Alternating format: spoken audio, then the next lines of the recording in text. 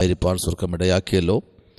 എന്നെ കേൾക്കുന്ന എല്ലാ അഭിഷക്തന്മാർക്കും കർത്താവായ യേശു ക്രിസ്തുവിൻ്റെ നിസ്തുല്യ നാമത്തിൽ സ്നേഹവന്ദനത്തെ അറിയിക്കുന്നു. പ്രത്യേകാൽ യൂട്യൂബ് ചാനൽ വഴി ലോകരാജ്യങ്ങളിലിരുന്ന് ഈ സന്ദേശം കേൾക്കുന്ന എല്ലാവരെയും കർത്താവ് ധാരാളമായി അനുഗ്രഹിക്കട്ടെ.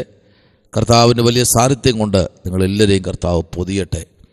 അല്പനിമിഷം ചിന്തയ്ക്കായി ഇന്നലെയൊക്കെ ചിന്തിച്ചു വരുന്ന ഭാഗമാണ് 23-ാമത്തെ സങ്കീർത്തനം. അതിൻ്റെ 4-ാമത്തെ വാക്യത്തിലേക്ക് നിങ്ങളുടെ ശ്രദ്ധയെ തിരിക്കുന്നു. 23-ാം സങ്കീർത്തനം 4-ാമത്തെ വാക്യം. കൂരിരുൾ താഴ്വരയിൽ കൂടി നടന്നാലും ഞാൻ ഒരു അനർത്ഥവും ഭയപ്പെടുകയില്ല. നീ എന്നോട് കൂടെ ഇരിക്കുന്നുവല്ലോ, നിന്റെ വടിയും കോലും എന്നെ ആശ്വസിപ്പിക്കുന്നു. ഈ 4-ാമത്തെ വാക്യം എന്ന് പറയുന്നത്, ഈ കൂരിരുൾ എന്ന് പറയുന്നത് നിസ്സാരമായ കാര്യമല്ല കേട്ടോ. ആമേൻ. നിസ്സാരമായി നമുക്ക് അതിനെ മാറ്റി നിർത്താൻ കഴിയത്തില്ല. കൂരിരുൾ എന്ന് പറയുന്നത് ഭയങ്കരമാണ്. Praise the lord. ആമേൻ. ഒരു വ്യക്തിയെപ്പോലും പരസ്പരം കാണാൻ കഴിയാത്ത തലങ്ങളിൽ ഒരു കൂരിരുട്ട് ദാവീദിൻ്റെ ജീവിതത്തിൽ കടന്നു വന്നു. Price the Lord. എന്ന് പറഞ്ഞാൽ അത്ര പ്രതിസന്ധിയിൽ കൂടെ ദാവീദ് കടന്നു പോയെന്ന സ്തോത്രം. ആമേൻ. തൻ്റെ ജീവിതത്തിനകത്ത് ഓരോ താളുകളും പരിശോധിക്കുമ്പോൾ ആയിരക്കണക്കിന് 10,000-കണക്കിന് ശത്രുക്കൾ ദാവീദിൻ്റെ ജീവിതത്തിൽ കയറി വന്നു. എന്ന് പറഞ്ഞ ഒരു കാര്യം ചിന്തിക്കണം. ദാവീദ് നമ്മളൊക്കെ ജനിച്ച് സ്കൂളിൽ പോയി പഠിച്ച് ആ തലത്തിൽ ഫ്രണ്ട്സുകളോ അങ്ങനെയുള്ള രീതിയിൽ നിലയിലുള്ള കൂട്ടുകെട്ടുകളോ ഒന്നും ദാവീദിനില്ല. പ്രത്യേകിച്ച് മനുഷ്യരുമായിട്ട് ഒരു ബന്ധവും പുലർത്താത്തൊരു മനുഷ്യനായിരുന്നു ദാവീദ്. Praise the lord. ആമേൻ. അപ്പോൾ നിങ്ങൾ ചോദിക്കും, പിന്നെ എങ്ങനെയാ ദാവീദ് ഈ ഭാഗത്ത് വന്ന്? നോക്കൂ, അവൻ്റെ ചെറുപ്രായത്തിൽ തന്നെ ദാവീദിനെ ആടുകളെ മേയ്പ്പാൻ ആമേൻ തൻ്റെ അപ്പൻ തിരഞ്ഞെടുത്തു. സ്തോത്രം. കാരണം വലിയ ഹൈറ്റൊന്നുമില്ല, വലിയ വെയിറ്റൊന്നും ഇല്ലാത്തത് കൊണ്ട് അല്പ സൗന്ദര്യം മാത്രമേ ദാവീദിനുള്ളൂ. അവനെ ആടുകളുമായി വനാന്തരത്തിൽ അവരെന്താ ശത്രുക്കൾ? ആരാ ശത്രുക്കൾ? ദാവീദിന് പേഴ്സണലി ആരും ശത്രുക്കളില്ല. പിന്നെ എങ്ങനെയായി ശത്രുക്കളൊക്കെ ഉളവായത്? അത് നോക്കട്ടെ. ദാവീദിന് ശത്രുക്കൾ ഉളവായത് അവൻ്റെ വീട്ടിൽ, ഇശായിയുടെ വീട്ടിൽ എപ്പോഴാണോ യഹോവയായ ദൈവം ശമൂവേലിൽ കൂടെ തൈലക്കൊമ്പിൽ താൻ നിറച്ച് എപ്പോഴാണോ ദാവീദിൻ്റെ വീട്ടിലെത്തിയത്, ആ സമയത്തും ശത്രുക്കളില്ല. കാരണം പിന്നെയും ദാവീദ് ആ വീട്ടിൽ വരണമെങ്കിൽ മണിക്കൂറുകളെടുത്തു. വനാന്തരത്തിൽ ആടുകളുമായി കിടക്കുന്ന ദാവീദിനെ പിടിച്ചുകൊണ്ട് കർത്താവിൻ്റെ മുമ്പിൽ നിർത്തി ഇവനിൽ അഭിഷേകം ചെയ്യുക എന്ന് പറഞ്ഞ് ആ തൈലക്കൊമ്പ് അവൻ്റെ തലയിലേക്ക് തൈലം ഒഴിക്കുമ്പോൾ ഓൺ ദ സ്പോട്ടിൽ ശത്രുക്കൾ അവൻ പോലും അറിയാതെ അവൻ്റെ 4 സൈഡിലും ശത്രുക്കൾ നിറയാൻ തുടങ്ങി. Price the lord. ഹല്ലേലൂയ. നോക്കൂ, ദാവീദിൻ്റെ ജീവിതത്തിൽ എപ്പോഴാണോ അഭിഷേക തൈലം വീണത്, ദൈവപൈതലേ, നിന്റെ ജീവിതത്തിൽ. അപ്പോൾ ഇത് കേട്ടോണ്ടിരിക്കുന്ന പലരും ചിന്തിക്കും, കർത്താവിൻ്റെ അഭിഷേകത്തിനെ എനിക്കങ്ങനെ വലിയ കൂട്ടുകെട്ടൊന്നുമില്ല. അയ്യോ, എത്രയോ നാളായി ഞാനൊരു ശത്രുവായി, എന്നെ ഒരു ശത്രുവായി എത്രയോ പേര് കണ്ടുകൊണ്ടിരിക്കുന്നു. എനിക്കൊന്ന് പുറത്തിറങ്ങാൻ വയ്യ, എനിക്കൊന്ന് സംസാരിക്കാൻ പറ്റുന്നില്ല. സമൂഹത്തിൽ എനിക്കൊരു വിലയില്ലാതായി. ഇതൊന്നും കണ്ട് നിങ്ങൾ പേടിക്കരുത്. സ്തോത്രം. ഇതിൻ്റെ പിന്നിൽ എന്തെന്നറിയാമോ? ദൈവത്തിൻ്റെ അഭിഷേകം, ദൈവത്തിൻ്റെ കൈവയ്പ്. ഹല്ലേലൂയ. ദൈവത്തിൻ്റെ ആമേൻ കോളിംഗ് നിങ്ങളുടെ മേലുണ്ട്. അതുകൊണ്ടാ ശത്രു ഇങ്ങനെ നിറയുന്നത്. ഇതൊന്നും കണ്ട് ഭാരപ്പെടല്ലേ. സ്തോത്രം. ആമേൻ. ദാവീദിന് അഭിഷേകമൊക്കെ തൈലമൊക്കെ ദാവീദിന് തലയിൽ ഒഴിച്ച് ദാവീദിനെ രാജാവായി അഭിഷേകമൊക്കെ ചെയ്ത് ആമേൻ യഹോവയായ ദൈവവും ശമൂവേലും കൂടെ അവിടെ നിന്ന് ഇറങ്ങി. അവരൊക്കെ ഇങ്ങോട്ട് യാത്രാമധ്യത്തിൽ തന്നെ ദാവീദിന് ശത്രുക്കൾ ഭവനത്തിനകത്തുനിന്നേ കൂടി. സ്തോത്രം. കാരണം ജ്യേഷ്ഠന്മാരുടെ നടുവിൽ ദാവീദിനെ അഭിഷേകം ചെയ്തു. അവരെ ഒന്നും എടുത്തില്ല. അഭിഷേകം ചെയ്യാൻ വേണ്ട, ഇവർക്കൊന്നും വിളിയില്ല എന്ന് പറഞ്ഞ് മാറ്റി നിർത്തി. അതൊക്കെ ദേഷ്യമായി. നിന്റെ കുടുംബത്തിനകത്ത് ഇത്രയും ആരോഗ്യമുള്ളവരും അസിലുള്ളവരും വിദ്യാസമ്പന്നന്മാർ നിൽക്കെ നിന്നെ കർത്താവിൻ്റെ വേല ഏൽപ്പിച്ചെങ്കിൽ നിന്റെ ശത്രു പുറത്തല്ല, നിന്റെ ശത്രു വീട്ടിനകത്താ. Praise the lord, hallelujah. സഹോദരങ്ങളുടെ മധ്യത്തിൽ വച്ച്, അവന് ജന്മം കൊടുത്ത അപ്പൻ്റെ മുമ്പിൽ വച്ച് ദാവീദിനെ അഭിഷേകം ചെയ്ത ഒറ്റ കാരണത്താൽ കുടുംബം മുഴുവനും ദാവീദിന് ശത്രുവായി തീർന്നു. ഹല്ലേലൂയ. ഇവിടെ പറയുന്നു, കൂരിരുൾ താഴ്വരയിൽ കൂടി നടന്നാലും ഞാൻ ഒരു അനർത്ഥവും ഭയപ്പെടുകയില്ല.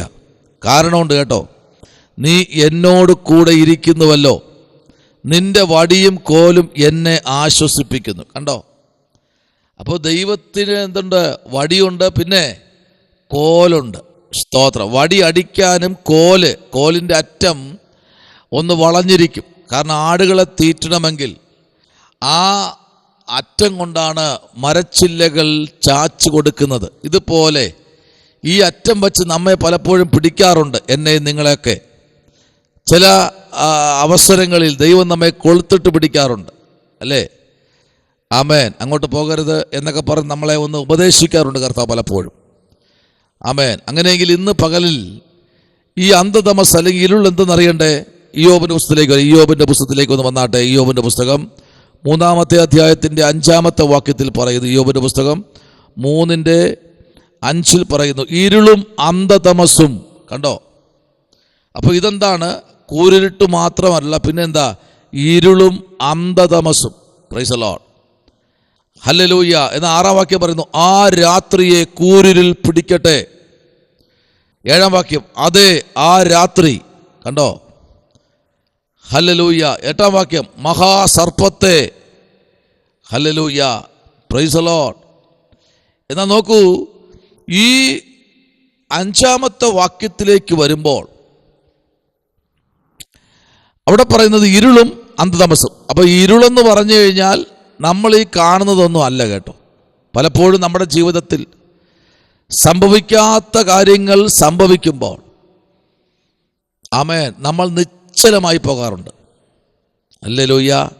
പ്രതീക്ഷിക്കാത്ത, നമ്മൾ ഏറ്റവും കൂടുതൽ സ്നേഹിച്ച വ്യക്തിയിൽ നിന്ന് നമുക്ക് വിരോധമായി ചില വാക്കുകൾ പൊങ്ങുമ്പോൾ, സ്തോത്രം, നമുക്കൊരിക്കലും ആമേൻ നമ്മുടെ മുമ്പിൽ നിൽക്കുന്ന ആരെന്ന് കാണാൻ കഴിയില്ല. അത്ര ഇരുട്ടായിരിക്കും, എത്ര പകലാണെങ്കിലും. സ്തോത്രം. കാരണം നമ്മെ ആ ഇരുളങ്ങ് മൂടും. 2, അന്ധതമസ്. ദാവീദിൻ്റെ ജീവിതത്തിൽ വന്നത് ഇങ്ങനെ തന്നെയാ. പ്രിയപ്പെട്ടവരെല്ലാം ദാവീദിനെ ഒറ്റപ്പെടുത്തി. കൂടെ നിൽക്കുമെന്ന് ദാവീദ് വിചാരിച്ചവരെല്ലാം ദാവീദിനെ ചതിച്ചു. അങ്ങനെയല്ലേ എൻ്റെ നിങ്ങളുടെ ജീവിതത്തിൽ? കൂടെ ഉണ്ടാകുമെന്ന് പറഞ്ഞവരെല്ലാം ഒഴുകൊഴിവ് പറഞ്ഞ് മാറിയപ്പോഴും എന്തെല്ലാം ഒഴിവ് പറഞ്ഞു, എന്തെല്ലാം ഒഴുകൊഴിവ് പറഞ്ഞ് മാറി, അല്ലേ? അങ്ങനെയല്ലേ സിസ്റ്ററെ? അങ്ങനെയല്ലേ അഭിഷേകനെ ബ്രദറെ? പേടിക്കണ്ട കേട്ടോ, കർത്താവ് നിൻ്റെ കൂടെയുണ്ട്. ഏത് ഇരുളിലും ഏത് കൂരിരുട്ടിലും കർത്താവ് നിൻ്റെ കൂടെയുണ്ട്. Price the Lord. അതല്ലേ നമുക്ക് ഏക ആശ്രയം. കർത്താവ് കൂടെ ഉണ്ടെങ്കിൽ ഏത് ഇരുട്ടും നമ്മുടെ മുൻപിൽ വെളിച്ചമായി തീരും. ഏത് പ്രതിസന്ധിയിലും കർത്താവ് നമ്മുടെ കൂടെ. ബാക്കി എല്ലാവരും വിട്ടുപോകും കേട്ടോ, ബാക്കി എല്ലാവരും മാറിപ്പോകും കേട്ടോ. കർത്താവ് നമ്മുടെ കൂടെ ഉണ്ടാവും.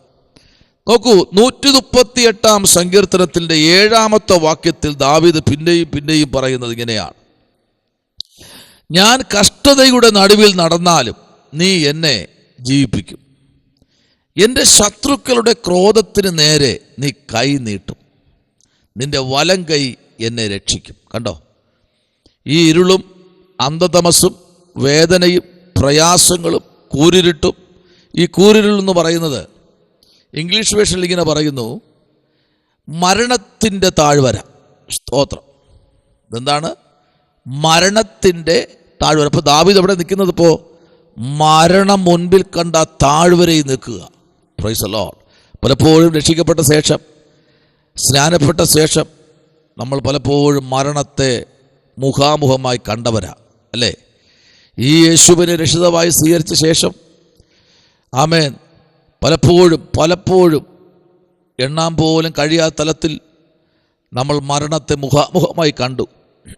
പക്ഷേ അവിടെയെല്ലാം ഈ കർത്താവ് നമ്മുടെ കൂടെ ഉണ്ടായിരുന്നു. സ്തോത്രം. എത്രയോ പേർ നമ്മളെ വിട്ടുപോയല്ലേ. അവരെ കാര്യസാധ്യത്തിന് വേണ്ടി നമ്മെ ഉപയോഗിച്ചിട്ട് അവർ നമ്മെ വിട്ടുപോയി. പക്ഷേ ഭാരപ്പെടേണ്ട കേട്ടോ. അതിൻ്റെ നടുവിലും കർത്താവ് നമ്മെ സൂക്ഷിച്ച്, നമ്മുടെ കർത്താവിൻ്റെ കരം നമ്മെ താങ്ങി നടത്തി. ഈ പ്രഭാതം, ഈ വിശുദ്ധമായ ദിവസം, 3-ാം സങ്കീർത്തനം അതിൻ്റെ 6-ാമത്തെ വാക്യം ഇങ്ങനെ വായിക്കുന്നു: എനിക്ക് വിരോധമായി ചുറ്റും പാളയമിറങ്ങിയിരിക്കുന്ന 1000 ജനങ്ങളെ ഞാൻ ഭയപ്പെടുകയില്ല. കണ്ടോ, 1000. അപ്പോൾ ഒറ്റ നോട്ടത്തിൽ ദാവീദിന് മുമ്പിൽ നിൽക്കുന്ന എത്രയാ? 2000-നപ്പുറം ആൾക്കാർ നിൽപ്പുണ്ട്. അത്ര പ്രതിസന്ധിയിൽ ദാവീദ് ഒറ്റപ്പെട്ടവനായി നിൽക്കുക. ഒറ്റപ്പെട്ട്, ആ ഒറ്റപ്പെട്ടവൻ ആ തിളച്ച എണ്ണയ്ക്കകത്ത് കിടന്ന് വേകുന്നത് ഒരു രസമാണ്. ഹല്ലേലൂയ. അതുകൊണ്ട് നിങ്ങളുടെ സങ്കടങ്ങളോ നിങ്ങളുടെ വേദനയോ ഒരാളോടും ഷെയർ ചെയ്യരുത്. അവർ നമ്മളെ പഴിക്കും, അവർ നമ്മളെ പഴി പറയും, അവർ നമ്മളെ ഒറ്റപ്പെടുത്തും, അവർ നമ്മളെ മാറ്റി നിർത്തും. ഇവരൊന്നും നമ്മെ താങ്ങത്തില്ല. അവർ പറ്റുമെങ്കിൽ 1000 പേരോട് അവർ പറഞ്ഞു നടക്കും. അതുകൊണ്ട് നിൻ്റെയും എൻ്റെയും കഷ്ടതകളും വേദനകളും ഒരാളിനോട് പോലും ഷെയർ ചെയ്യാൻ നമ്മൾ തയ്യാറാകരുത്. ആമേ, സ്തോത്രം. നോക്കൂ, ഇതിനകത്ത് വിളിച്ചു പറയുന്ന ദൂത് കണ്ടോ. എന്നാൽ 27-ാമത്തെ സങ്കീർത്തനത്തിലേക്ക് നമ്മൾ വരുമ്പോൾ, 1 മുതൽ 3 വരെയുള്ള വാക്യത്തിലേക്ക് നമ്മൾ വരുമ്പോൾ, അവിടെ ഇങ്ങനെ ദാവീദ് വിളിച്ചു പറയുന്നു: യഹോവ എൻ്റെ വെളിച്ചം, എൻ്റെ രക്ഷയും ആകുന്നു, ഞാൻ ആരെ ഭയപ്പെടും?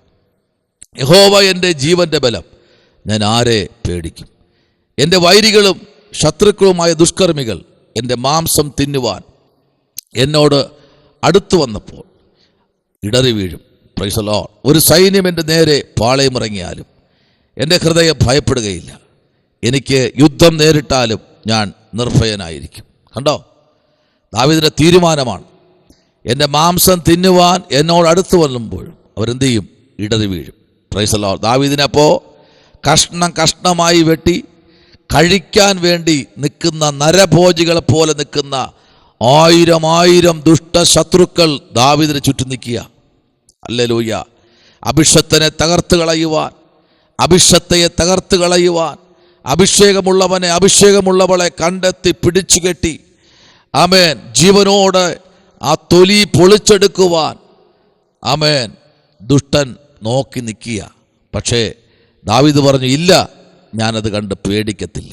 ഇന്ന് പകലിൽ കർത്താവിലേക്ക് നമുക്ക് ഏൽപ്പിക്കാം, നമ്മുടെ കണ്ണുകളെ അടയ്ക്കാം, പ്രാർത്ഥിക്കാം. ഇവിടെ വായിച്ചത്, കൂരിരുൾ താഴ്വരെ കൂടി നടന്നാലും ഞാൻ ഒരനർത്ഥവും ഭയപ്പെടുകയില്ല. യെസ്, ഇന്ന് പകലിൽ ഒരനർത്ഥവും നിനക്ക് സംഭവിക്കുകയില്ല. കാരണം ദൈവം നിൻ്റെ കൂടെയുണ്ട്. പരിശുദ്ധരെ, ഞങ്ങളുടെ പൊന്നിരത്തിലേക്ക് ഏൽപ്പിക്കുന്നു ഈ വിശുദ്ധമായ ദിവസം. അപ്പാ, ഞങ്ങളുടെ നടുവിൽ ഇറങ്ങി വന്ന കൃപകൾക്കായി സ്തോത്രം. ഞങ്ങളുടെ കുറവുകളെ ക്ഷമിക്കണമേ, ഞങ്ങളുടെ വേദനകളെ കർത്താവേ അങ്ങ് അവിടെ നിന്ന് മാറ്റണമേ. അപ്പാ, ഞങ്ങളെ ശക്തീകരിക്കണം, ഞങ്ങളെ ബലപ്പെടുത്തണം. ഈ സന്ദേശം കേൾക്കുന്ന മുഴുവൻ ജനത്തെയും ദൈവം അനുഗ്രഹിച്ചാട്ട്. മരണങ്ങൾ മാറട്ടെ, ആത്മഹത്യകൾ മാറട്ടെ, കർത്താവിന് കൃപ കൊണ്ട് പൊതിയണം. കർത്താവ് മനഃപൂർവ്വമായി ഞങ്ങളെ മാനിക്കുന്നതിനായി സ്തോത്രം. യേശുവിൻ അൻപുള്ള നാമത്തിൽ തന്നെ ആമേൻ. ഈ വചനങ്ങളാൽ ദൈവം നിങ്ങളെല്ലാവരെയും അനുഗ്രഹിക്കട്ടെ.